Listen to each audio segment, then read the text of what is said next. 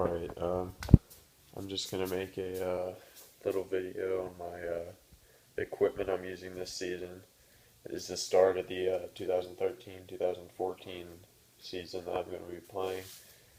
Um, so I just wanted to give a little update of the gear I'm using, some of the new stuff I got, and then some stuff that I've been using for a while.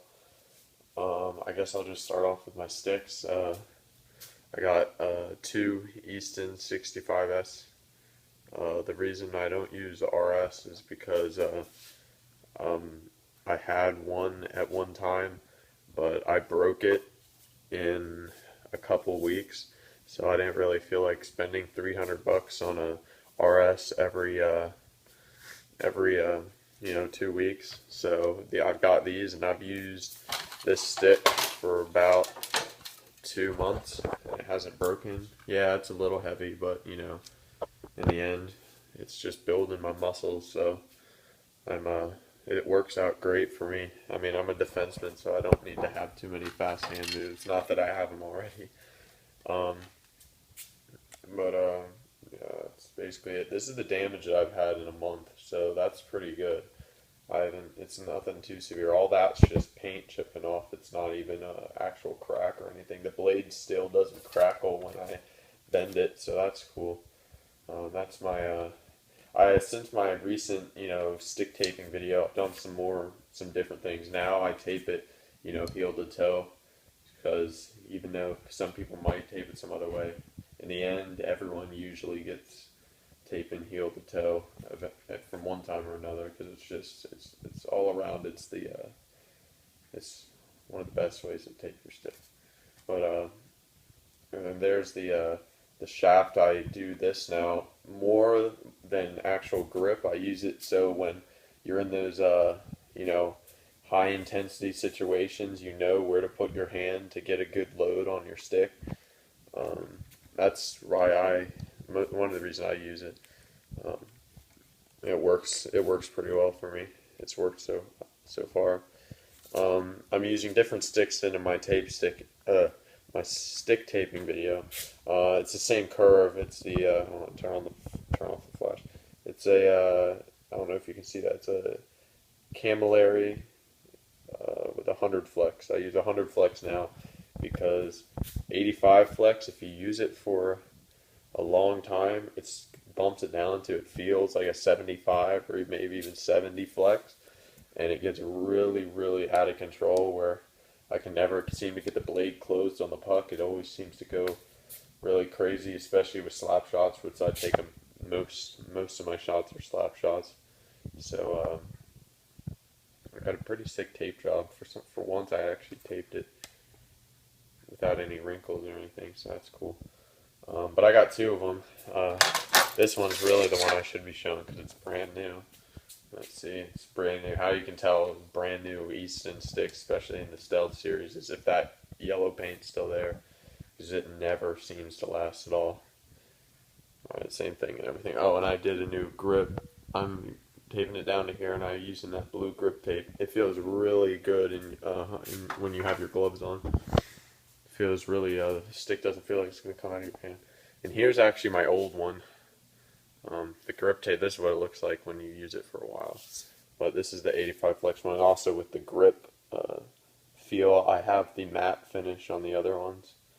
But the blade, it's broken, and right there's some tape from where it cracked pretty bad. So I just use it outside on my net. It's a Reebok net. These nets are good. They're cheap, but they like literally bend and buckle like crazy. But they're good. They'll stay up, and they do what they're meant to do. Okay, now to the actual equipment before this video runs out. Now I guess I'll just start from the top. I just got this like a couple weeks ago, and it's absolutely sick. It's a Bauer React helmet. This thing is unbelievable.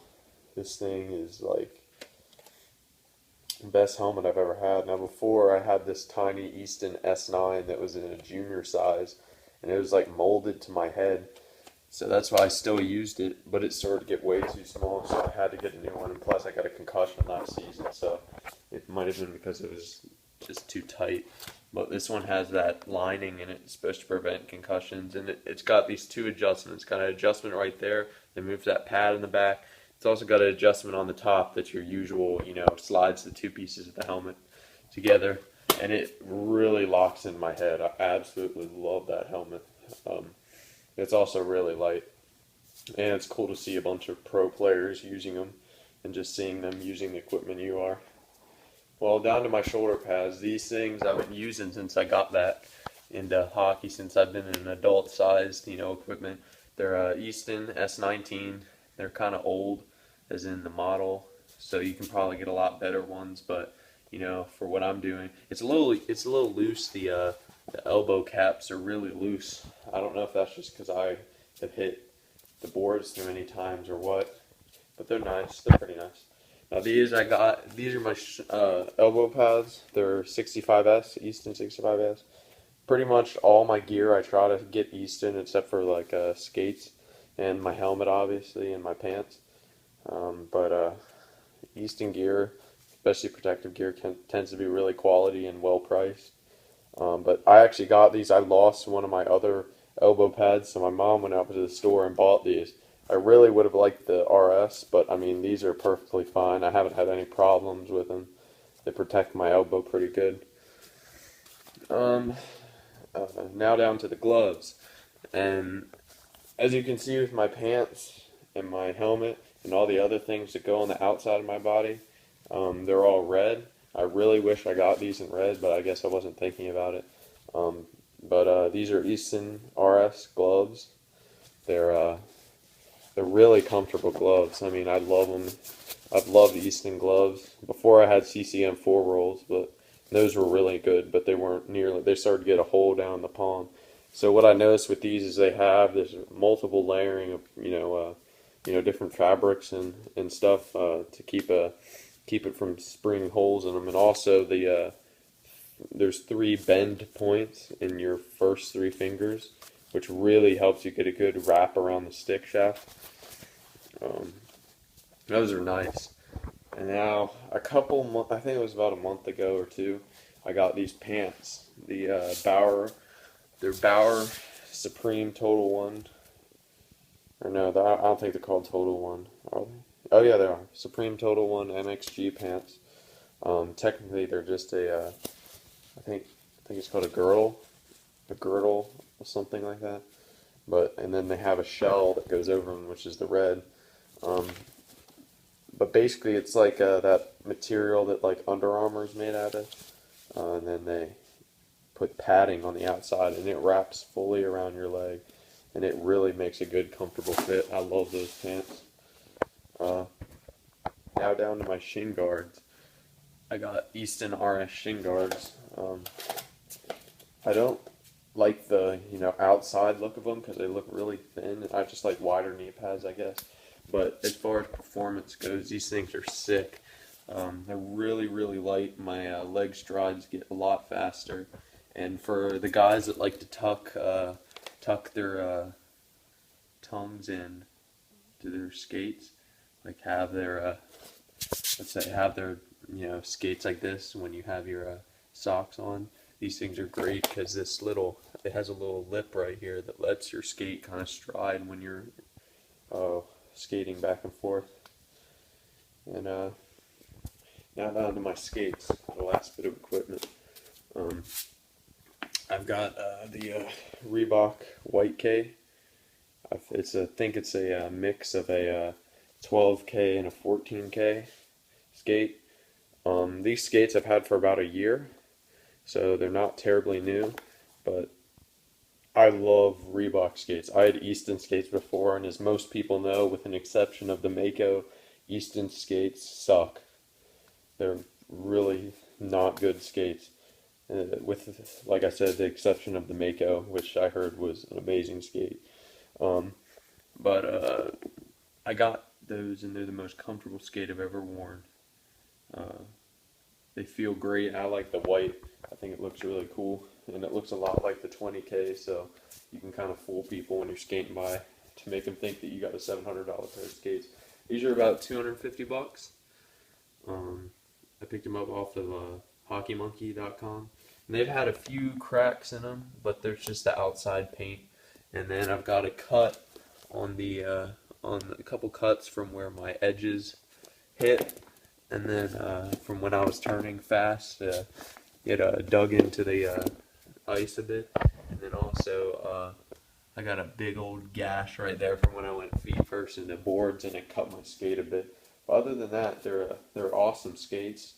The other thing if you see on the back of this skate, and I've got a homemade bolt that I had to put in because my bolt got lost.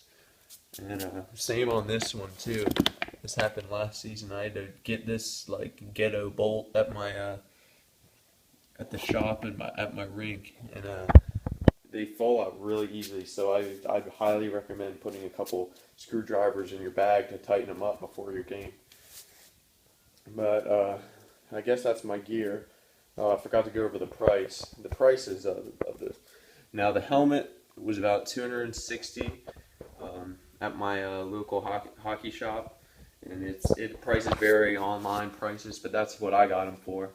For the protection that they say it has, it's a pretty good deal. S19 shoulder pads, I don't quite remember. I think they're about 130, but that was when they were just coming out. That's when I picked them up. These were about 50, I'd like to say. Some of this equipment I've had for so long that I don't quite remember, but I think they're like 50, or I think they're a little bit less than that. But this was also, again, when these were brand new, as far as when they came out. The gloves were 100, but I got them recently, so they're quite old. Well, no, these are the RS2, so yeah, they're about 120 bucks is what I got them for.